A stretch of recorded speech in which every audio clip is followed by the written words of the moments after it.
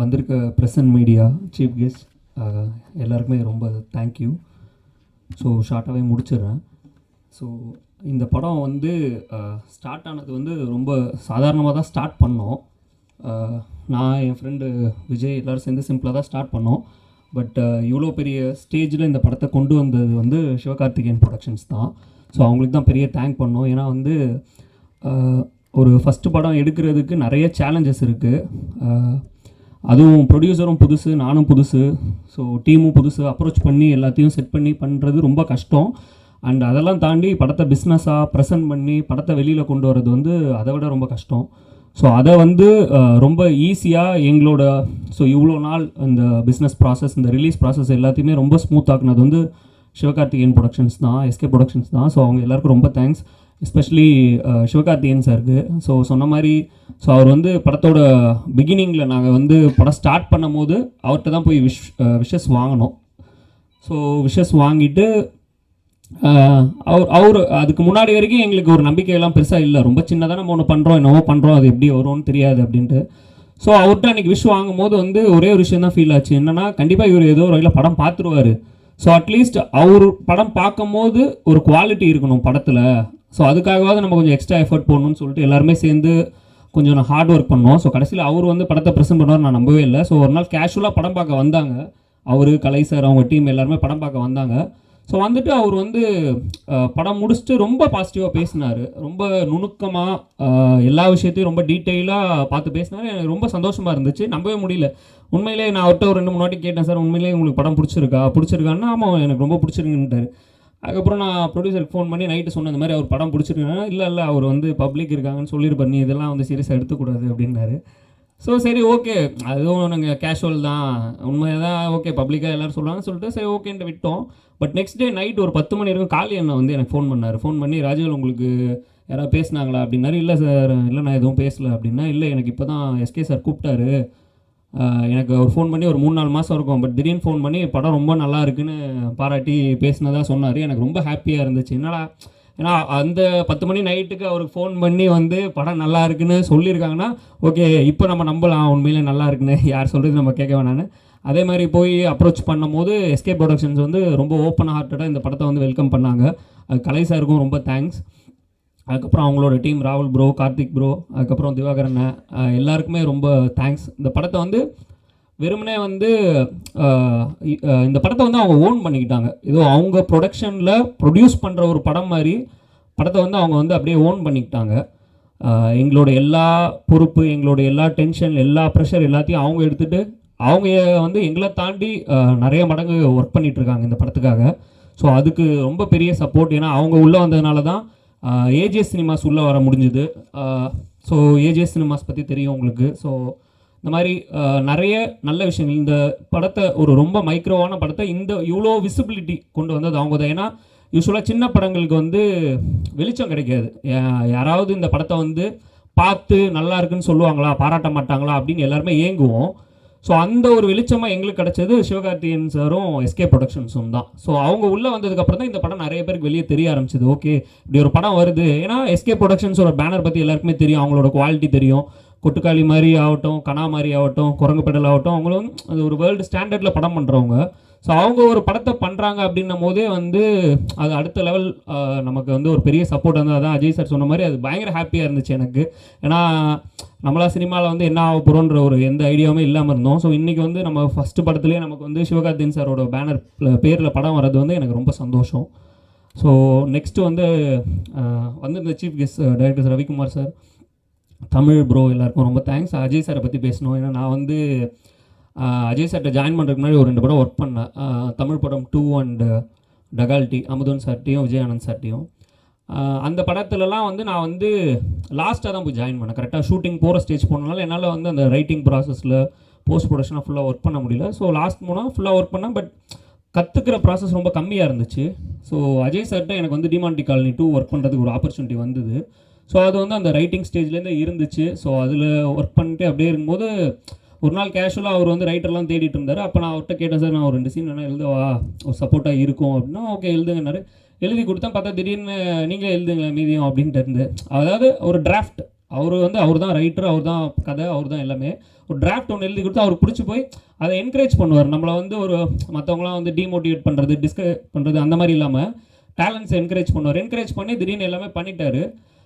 ரைட்டிங்லாம் முடிச்சு ஷூட்டிங் போகிற டைம், பூஜை போகிற டைமில் திடீர்னு பார்த்தா நான் என்ன நினச்சேன்னா, சரி படம்லாம் முடிஞ்சோடனே அவர்கிட்ட போய்ட்டு சார் ஏதாவது கார்டில் வந்து வசன உதவி இந்த மாதிரி ஏதாவது போடுங்க, நமக்கு வந்து ஏதாவது படம் ட்ரை பண்ணும்போது கொஞ்சம் ஈஸியாக, ஏன்னா ஒரு அசிஸ்டன்ட் டைரக்டர்னு சொல்கிறத விட ஒரு ஏதாவது எழுதிக்கோங்க அப்படின்னா கொஞ்சம் படம் கிடையாது ஏதாவது கொடுப்பாங்க அப்படின்ற ஒரு நம்பிக்கை இருந்துச்சு.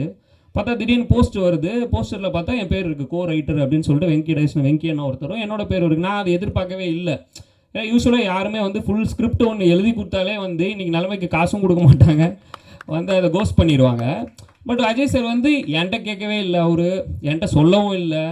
நிறைய பேர் வந்து இப்படி உனக்கு போடுறேன் நீ எழுது அப்படின்னு எதுவுமே கிடையாது. திடீர்னு ஒரு நாள் பார்த்தா போஸ்டரில் என் பேர் இருக்குது. எனக்கு ஆச்சு என்னடா நம்ம பேர்லாம் போஸ்டரில் போட்டுருக்காங்க, நம்ம அந்தளவுக்கு ஒன்று இல்லைன்னு பார்த்தா அது ஒரு ரெக்கக்னிஷன் கொடுக்குறது வந்து அவ்வளோ பெரிய, அது அவருக்கு தெரியாது. ஓகே எழுதியிருக்காங்க கொடுப்போம் அப்படின்னு நினச்சிட்டாரு. பட் அது நமக்கு வந்து அது ரொம்ப பெரிய விஷயம். நம்ம ட்ரை பண்ணும்போது நமக்கு போய் ஒரு இடத்துல அதை பற்றி பேசும்போது நமக்கு ஒரு மரியாதை கிடைக்கிது, படம் கிடைக்கிறது ஈஸியாக இருக்குது. ஸோ இந்த மாதிரி நிறைய பேர் பண்ண மாட்டாங்க. ப்ளஸ் அவர்கிட்ட ஒர்க் பண்ணும் போது தான் வந்து ஒரு டேரக்டராக, அதுக்கு முன்னாடி பண்ணியிருக்கேன், பட் எல்லாருமே நல்ல டேரக்டர்ஸ் தான். பட் அவர்கிட்ட ஒர்க் பண்ணும்போது அந்த சேரில் உட்காந்து டைரக்ட் பண்ணுறதுலாம் இருக்காது. ஸோ அவரோட செட்டு யாருன்னா நீங்கள் போனீங்கன்னா தெரியும், அது ஒரு போர்க்களம் மாதிரி இருக்கும். எங்கே வந்து தலை விழுகும், எங்கே வந்து குண்டு பாயம்லாம் தெரியாது, போர்க்களம் மாதிரி இருக்கும். எல்லா வேலையும் அவர் தான் செய்வார். அது வந்து ட்ராலி தள்ளுறதாகட்டும், ஜிம்மி ஜிப் தள்ளுறதாகட்டும், ப்ளோவர் அடிக்கிறது, ஃபேன் போடுறதுலேருந்து எல்லா வேலையும் அந்த ஷாட்டுக்கு அவர் நினச்சது வரணும்னா என்ன வேணாலும் பண்ணுவார் அவர் அந்த இடத்துல. ஸோ அந்த ஒரு விஷயம் வந்து நம்ம அங்கே தான் கற்றுக்க முடிஞ்சுது. எனக்கு வந்துட்டு ஒரு ஒரு ஒரு டேரக்டர்னா இப்படி தான் இருக்கணும், ஒரு கமாண்டிங் இருக்கணும், சும்மா வந்துட்டு உட்காந்து ஆக்ஷன் கட் சொன்னோம் அப்படின்னு இல்லாமல் ஒரு ஷாட்டு வந்து எடுக்கிறதுக்கு எவ்வளோ மெனக்கடணும் அப்படின்றது அவர்கிட்ட தான் கற்றுக்கிட்டேன். ஸோ அது வந்து எனக்கு ரொம்ப யூஸ்ஃபுல்லாக இருந்தது. படம் பண்ணும்போது எனக்கு வந்து அது ரொம்ப சப்போர்ட்டிவாக இருந்துச்சு. ஸோ அதுக்கும் ரொம்ப தேங்க்ஸ் சார். அதே மாதிரி அவரோட டீம்லாம் வந்து நம்ம நினைக்கிற மாதிரி ஒரு அசிஸ்டன்ட் டைரக்டர் டீமாக இருக்கிறது ஒரு ஃபேமிலியாக தான் இருக்கும். ஃபஸ்ட்டு படத்தில் ஒர்க் பண்ணவும் போயிடுவான், திரும்ப அவர் கூப்பிட்டாருன்னா எப்போ வேணால் வருவாங்க, எல்லாருமே ஒரு ஃபேமிலி மாதிரி நாங்கள். ஸோ எப்பயுமே அவர் கூப்பிட்டாருன்னா நான் அடுத்த படத்தில் போய் ஒர்க் பண்ணுவேன் இந்த படம் ஷூட்டிங்கில். ஸோ அவ்வளோ எக்ஸைட்மெண்ட்டாக இருக்கும் எனக்கு. அதே மாதிரி சொன்ன மாதிரி அருணுஷா சாரோட சப்போர்ட்டும் பெரிய சப்போர்ட். இது சாந்தி டாக்கீஸோட ப்ரொடியூசர் அருணுஷா சார் தான் இதை வந்து இனிஷியேட் பண்ணி கொடுத்தாரு. ஸோ அவருக்கும் பெரிய தேங்க்ஸ். அப்புறம் எங்கள் க்ரியேட்டிவ் ப்ரொடியூசர் சக்திவேல் அண்ணா.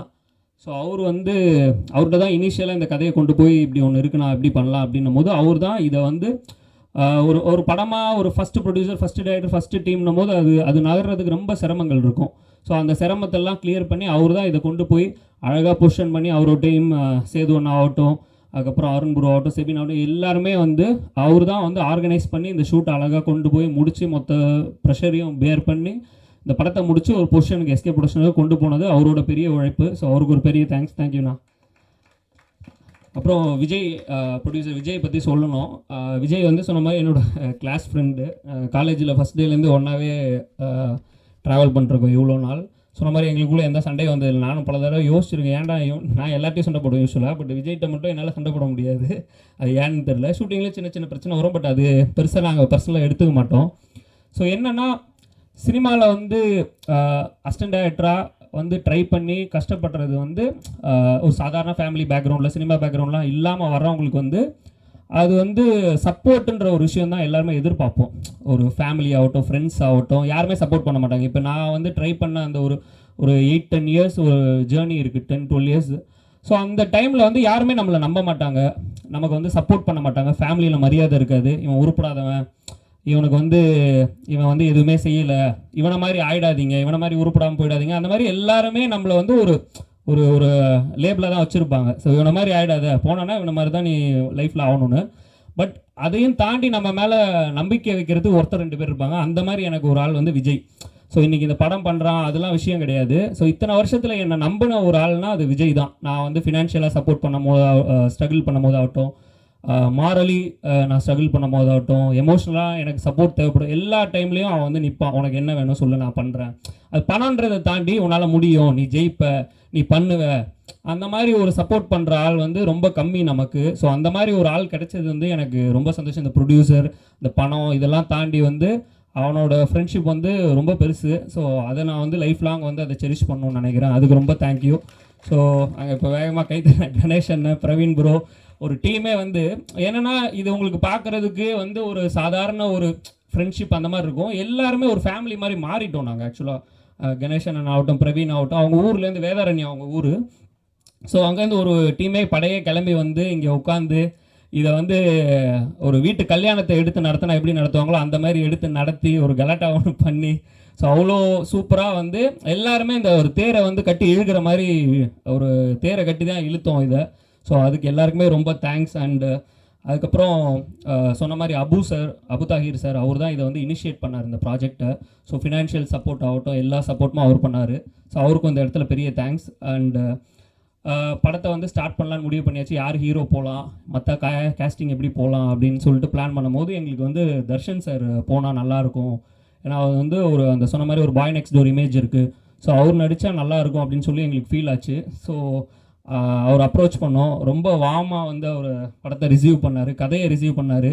அவரோட கேரக்டரு இதெல்லாம் தாண்டி இந்த கதை நல்லா இருக்குது, இதில் நான் நடித்தா இந்த படத்துக்கு ஒரு நல்ல படத்தில் நான் இருந்த ஒரு இது இருக்கும் அப்படின்னு சொல்லி அவர் நடித்து கொடுத்தாரு.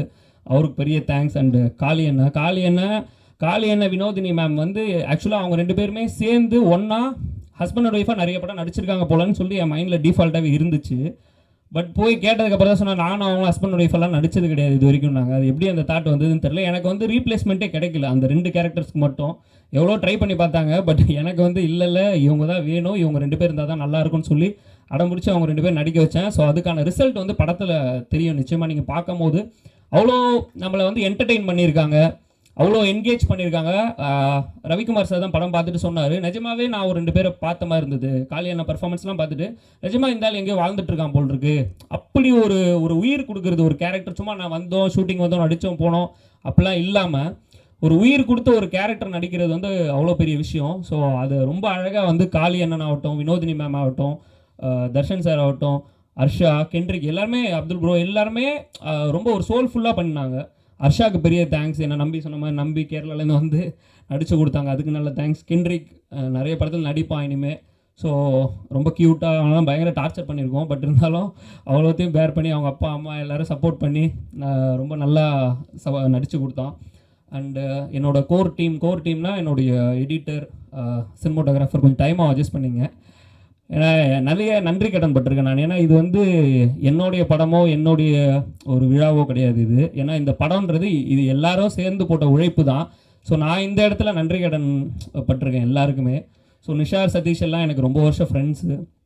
ஸோ அவங்க எல்லாருமே சேர்ந்து ஒரு யூஸ்வலாக எடிட்டர்னால் வந்து ஒரு படம் பண்ணுவாங்க, இன்னொரு இடத்துல இன்னொரு படம் பண்ணுவாங்க, எல்லாமே பண்ணுவாங்க. பட் அந்த மாதிரி அவனும் சரி, கேமராமேனும் சரி, 2 பேரும் அப்படி இல்லாமல் சேர்ந்து இது அவங்களோட படமாகவே எடுத்துக்கிட்டு 24 மணி நேரமே இந்த படத்துக்காக என்ன பண்ணலாம், என்ன பெட்டர் பண்ணலான்னு சொல்லிட்டு ஒரு எடிட்டர் 24 மணி நேரம் ஷூட்டிங் ஸ்பாட்டில் இருப்பார், கேமராமேன் வந்து எடிட்டில் உட்காந்துட்டு இருப்பார். ஸோ அந்த மாதிரி வந்து ஃபுல் சப்போர்ட்டுமே அவங்க வந்து எனக்கு படத்துக்கு பண்ணாங்க. ஸோ அதுக்கு அவங்க 2 பேருக்குமே ரொம்ப thanks. And music director Rajesh Murugesan sir நல்ல சாங்ஸ் கொடுத்துருக்காரு. அதே மாதிரி பிஜிஎம் வந்து உண்மையிலே மிரட்டி இருக்காரு. ஸோ அவருக்கும் ரொம்ப thanks sir. And art director ராகுல் சார் அவ்வளோ ஸ்ட்ரகிள்லேயும் வந்து பெஸ்ட்டாக பட்ஜெட், ஒரு டைட்டான பட்ஜெட் தான், பட் குவாலிட்டியில் எந்த காம்ப்ரமைஸும் இல்லாமல் அழகாக பண்ணி கொடுத்தாரு. And stunt master Dinesh Kasi master. So அவர்லாம் வந்து கிளைமேக்ஸ் எடுக்கிறதுக்குள்ளெல்லாம் அவருக்கு உயிர் வந்துருச்சு. உண்மையிலே இந்த மாதிரி ஒரு 4 படம் பண்ணால் நான் சீக்கிரமே போய் சேர்ந்துருவேன் சார், கொஞ்சம் பார்த்துக்கங்க அப்படின்னாரு. ஸோ அவ்வளோ ஸ்ட்ரகிள். யாருமே எந்த டெக்னீஷியனுமே எந்த ஒரு முகசுழிப்புமே காட்ட மாட்டாங்க. ஸோ அவ்வளோ இன்வால்மெண்ட்டோட பண்ணி கொடுத்தாங்க. அசார் மாஸ்டர் ஆகட்டும், மோகன்ராஜன் சார் சொன்ன மாதிரி அவர் வந்து ஒரு பிஆர்ஓ மாதிரி ஆகிட்டார் படத்துக்கு. ஸோ போகிற இடம்லாம் வந்து இந்த படம் பாருங்கள் சூப்பராக இருக்கும்னு எல்லா இடத்துலையும் சொல்லி இப்போ பார்க்குறவங்களாம் எங்களை கேட்குறாங்க, என்ன இந்த ட்ரைலருக்கும் அவர் சொன்னதுக்கு சம்மந்தமே இல்லை அப்படின்ட்டு. ஸோ அதுக்கு ரொம்ப thank you sir. And VFX team Gaja and Chandru bro அவங்க நல்லா பண்ணாங்க. Sound team Harish bro and Nandini costume designer, அப்புறம் மேனேஜர்ஸ் சேது அண்ணா, செபின், அருண் ப்ரோ எல்லோரும் நல்லா பண்ணாங்க. அப்புறம் என்னோடய ஏடி டீம் கோ டைரக்டர்ஸ் பக்ருதீன் அண்ணா, ஆண்டனி அண்ணா, அவங்களாம் எனக்கு ரொம்ப சீனியர். ஸோ அவங்களாம் வந்து என்னை வந்து சின்ன பையன் இவன்ட்ட வந்து நம்ம போய் வேலை பார்க்கணுமா அப்படின்லாம் இல்லாமல், அந்த ஈகோலாம் இல்லாமல் வந்து எங்களுக்காக இந்த படத்தில் ஒர்க் பண்ணி கொடுத்தாங்க. ஸோ பக்ருதீன் அண்ணா, ஆண்டனி அண்ணா ரொம்ப தேங்க்ஸ். அண்ட் என்னோடய டீம் ராஜ்குமார், மோகன், தீபன், அருண், ஸ்ரீகாந்த் எல்லாருமே ஃப்யூச்சரில் நல்ல டைரக்டர்ஸாக வருவாங்க. அண்ட் கேமராமேன் டீம் எல்லாருக்குமே, பிஆர்ஓ சுரேஷ் சந்திரா சார் அவருக்கும் பெரிய தேங்க்ஸ். ஏன்னா அவர் வந்து பார்க்கவே சிங்கமாக இருந்தார். அதுக்கு முன்னாடி அவரை மீட் பண்ணதில்லை. ஸோ வந்த உடனே அவ்வளோ ஜெல் ஆகிட்டார். ஸோ அவ்வளோ ஒரு எப்படி ஒரு ஃபங்க்ஷனை நடத்தணும் இதெல்லாமே அழகாக பண்ணி கொடுத்தாரு. அண்டு ப்ரோ அவருக்கும் பெரிய தேங்க்ஸ். அவருக்கு ஃபஸ்ட் படம். ஸோ அவரும் வந்து ஓடி ஓடி படத்தை இது பண்ணுறாரு. டிசைனர் தினேஷ், என்னோடய அப்பா அம்மா அண்ணா அண்ணி எல்லாருக்குமே ரொம்ப தேங்க் பண்ணிக்கிறேன் இந்த நேரத்தில். என்னோடய ஃப்ரெண்ட்ஸ் ஃபேமிலி எல்லாருக்குமே. ஷார்ட்டாக முடிச்சிடுறேன். என்னென்னா ட்ரெய்லர் ஆக்சுவலாக இந்த படம் வந்து சில காம்ப்ளிகேட்டான படம் இது. ஆக்சுவலாக என்னென்னா ட்ரெய்லர் ரிலீஸ் ஆனதுக்கப்புறம் எல்லாருக்கும் ஒரே கொஷின் தான் இருந்தது, என்னடா இது சிவகார்த்திகேயன் ப்ரொடக்ஷன்ஸில் வந்து என்ன ஒரு ஹாரர் காமெடிலாம் பண்ணுறாங்க, கொட்டுக்காளி மாதிரி படம் பண்ணிட்டாங்க, அவங்களுக்கு ஒரு ஸ்டாண்டர்ட் இருக்குது. அதுக்கப்புறம் குரங்கு பெடல் மாதிரி பண்ணிட்டாங்க, இந்த மாதிரி படம் கனா பண்ணியிருக்காங்க. இந்த மாதிரி கம்பெனியில் எதுக்கு ஹாரர் காமெடி பண்ணுறாங்க சம்மந்தமே இல்லாமல்? ஸோ அப்படின்னு சொல்லிட்டு ஒரு நிறைய கமெண்ட்ஸ் வந்தது. ட்ரெய்லர்லேயே நிறைய கதை சொல்லிட்டீங்க, மொத்த கதையும் சொல்லிட்டீங்க, இந்த மாதிரி எத்தனை படத்தை எடுப்பீங்க, இந்த மாதிரி நிறைய விஷயம் இருந்தது. ஸோ நிறைய விஷயத்தை எங்களால் சொல்ல முடியல. அதுக்கு காரணம் என்னென்னா இந்த படத்தில் நிறைய சின்ன சின்ன சர்ப்ரைசஸ் வச்சுருக்கோம். ஸோ இது எல்லாமே வந்து தியேட்டரில் ஆடியன்ஸ் வந்து பார்த்து என்டர்டெயின் ஆகணுன்றதுக்காக பண்ணது அது. ஸோ ஒரு ஆடியன்ஸாக தியேட்டருக்குள்ளே வர்றாங்க, வந்து இந்த படத்தை பார்க்கும்போது அவங்களுக்கு ஒரு சின்ன எக்ஸைட்மெண்ட் கிடைக்கும். ஸோ அந்த எக்ஸைட்மெண்ட் கிடைக்கணும் அப்படின்றதுக்காக தான் எந்த விஷயத்தையுமே ரிவீல் பண்ணாமல் ரொம்ப கேர்ஃபுல்லாக கதையை சொல்லாமல் ட்ரெய்லர் கட் பண்ணியிருக்கோம். ஸோ அந்த விஷயத்தை வந்து நீங்களும் ப்ரெஸ் பீப்புளும் வந்து பார்த்து உங்களுக்கு இந்த படம் நிச்சயமாக உங்களை என்டர்டெயின் பண்ணோம், எக்ஸைட் பண்ணோம், என்டர்டெயின் பண்ணி நிச்சயமாக வந்து இந்த படம் உங்களுக்கு பிடிச்சி நீங்கள் நல்ல விமர்சனங்களை வந்து இந்த படத்துக்கு எழுதுவீங்கன்னு நான் நம்புகிறேன். கண்டிப்பாக இந்த படத்தை நீங்கள் மக்கள்கிட்ட கொண்டு போய் சேர்க்கணும். ஏன்னா தொடர்ந்து சின்ன படங்களுக்கு வந்து ஆதரவு தரது, அது சேதுலேருந்து ஆகட்டும், இப்போ லாஸ்ட்டாக கடைசியாக வந்த டூரிஸ்ட் ஃபேமிலியோட எல்லா படங்களுக்குமே வந்து ப்ரெஸ்ஸோட விமர்சனங்கள் தான் வந்து ரொம்ப பெரிய பூஸ்டாக இருக்குது. ஸோ அவங்களுக்கு எழுதுகிற அந்த பாசிட்டிவ் ரிவ்யூஸ் தான் மக்களுக்கு வந்து ரொம்ப போய் ரீச் ஆகி ஒரு நம்பகத்தன்மையோடு இருக்குது. ஸோ அந்த மாதிரி நல்ல ரிவ்யூஸை வந்து இந்த படத்துக்கும் நீங்கள் கொடுப்பீங்கன்னு நான் நம்புகிறேன். ஸோ அது ஒரு காரணம். ப்ளஸ் இந்த படம் வந்து எல்லா டைப் ஆடியன்ஸையும் இந்த படம் எக்ஸைட் பண்ணோம். ஒரு நல்ல சினிமேட்டிக் எக்ஸ்பீரியன்ஸாக இந்த படம் நிச்சயமாக இருக்கும். ஸோ தேட்டரில் ஃபேமிலியோடு வந்து பார்த்து எல்லாரும் என்ஜாய் பண்ணி என்டர்டெயின் ஆகுங்க, ஒரு நல்ல ரிவ்யூஸை கொடுங்க அப்படின்னு நான் கேட்டுக்கிறேன். தேங்க்யூ.